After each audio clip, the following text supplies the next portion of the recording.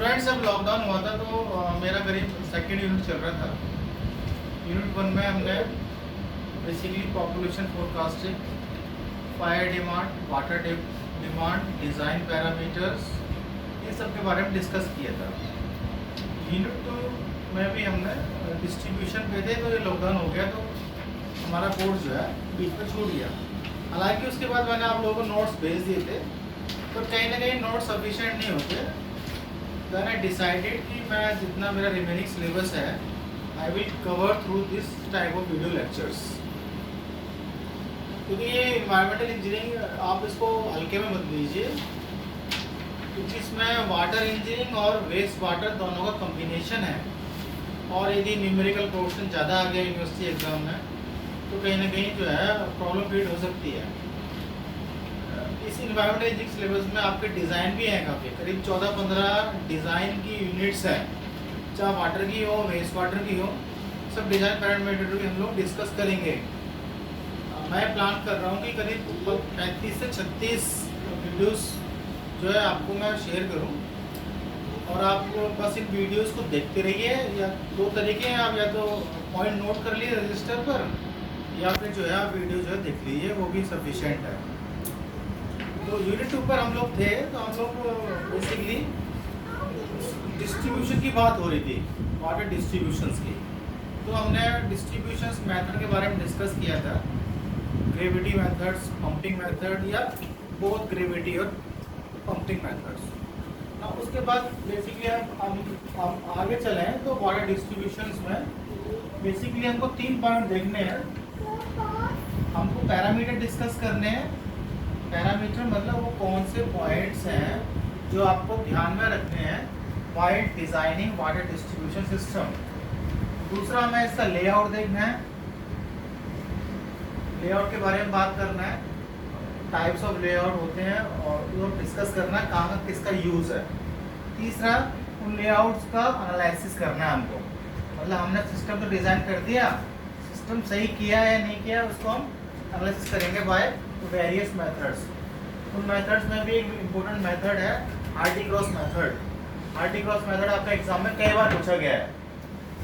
तो पहले जो पॉइंट्स है वाटर डिस्ट्रीब्यूशन में वो पैरामीटर्स हैं।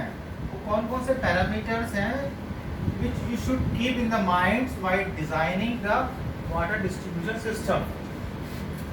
सो पहला पॉइंट्स है मेरा मेथड, मतलब आपको ये देखना है डिजाइनिंग सिस्टम में डिज़ाइन करने से पहले कि आपको कौन से मेथड से कैसा डिज़ाइन करना है। आपको पंपिंग मेथड लगाना है, आपको ग्रेविटी मेथड लगाना है, या आपको दोनों अप्लाई करने हैं। इसको ऐसे समझो कि सपोज एक हिल स्टेशन है। हिल स्टेशन में क्या है कि पानी को आपको डिस्ट्रीब्यूट करना है। हिल स्टेशन तो हाइट पर है, तो वहाँ से पानी जब नीचे शहर में जाएगा तो कैसे जाएगा, बाय मीन्स ऑफ ग्रेविटी। ये मेथड बेसिकली आपका हिल स्टेशन पर काम आता है। दूसरा मेथड्स मैंने बताया बाय पंपिंग।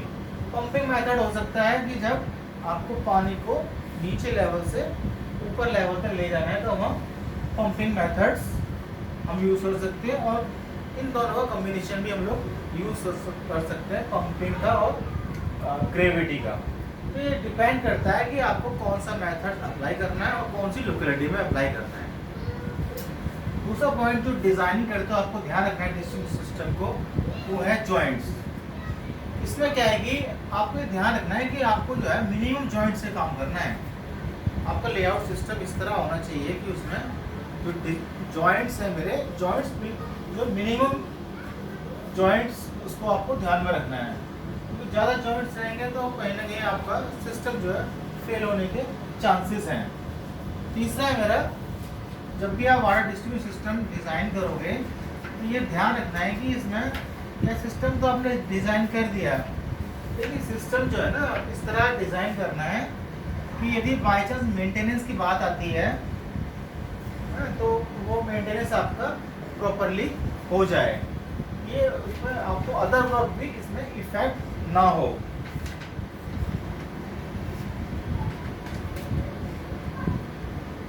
चौथा पॉइंट है मेरा सेपरेट जोन।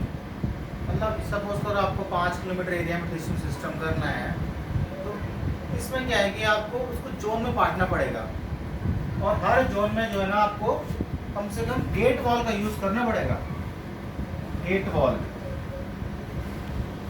तो सिस्टम आपका तभी अच्छा रहेगा जब आप पूरे सिस्टम को डिवाइड कर लेंगे और हर डिवाइड सिस्टम के अंदर गेट वॉल रहेंगे। गेट वॉल बेसिकली क्या है, एक बाईपास वॉल होता है, मतलब एक्स्ट्रा पानी को वो बाईपास कर सकता है और वो बैक फ्लो को अवॉइड करता है, क्योंकि वाटर डिस्ट्रीब्यूशन सिस्टम में बैक फ्लो को हम अलाउ नहीं कर सकते, क्योंकि बैक फ्लो करने से कहीं हमारी पाइप फट जाएगी और बैक फ्लो हमारा जो है सिस्टम को बिगाड़ सकता है। तो जोन्स को आपको सेपरेट करना है बाय यूजिंग गेट वॉल्स। जो अगला पॉइंट आपको ध्यान रखना है वो है इंस्पेक्शन चैम्बर्स।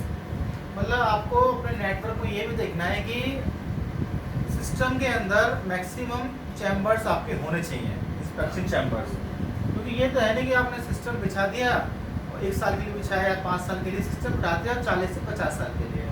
तो कहीं ना कहीं आपको मेंटेनेंस हर 5 साल बाद, हर 10 साल बाद जो है रिक्वायरमेंट रहेगी, और उसमें जो है आपको वो पाइप को मेंटेनेंस करने के लिए इंस्पेक्शन चैम्बर, ताकि आप इजीली उनको उसको क्लैरिफाई कर सको। दूसरा, हमारा सिस्टम में जो पाइप नेटवर्क होना चाहिए वो एंटी कोरोसिव होना चाहिए। मतलब जो भी हम पाइप बिछाते हैं वो एंटी कोरोसिव नेचर की होनी चाहिए। उसमें जो है कभी भी जंग वाली प्रॉब्लम कभी ना आए, क्योंकि यदि प्रॉब्लम आती है तो उसको फिर रेक्टिफाई करना it's not a easy job. और दूसरा, वो जो पाइप्स हैं it should be enough to bear the load of the vehicles. Next है इसमें फायर डिमांड। आपको सिस्टम जो इस तरह डिज़ाइन करना है कि जो है आपको फायर डिमांड के पैरामीटर को वो मीट कर सके। और जो लास्ट पॉइंट है मेरा, लोवेस्ट कॉस्ट, जो मैं हर बार बोलता हूँ कि आपको कोई भी सिस्टम तभी सक्सेसफुल है जब उसकी कॉस्ट शुड बी मिनिमाइज।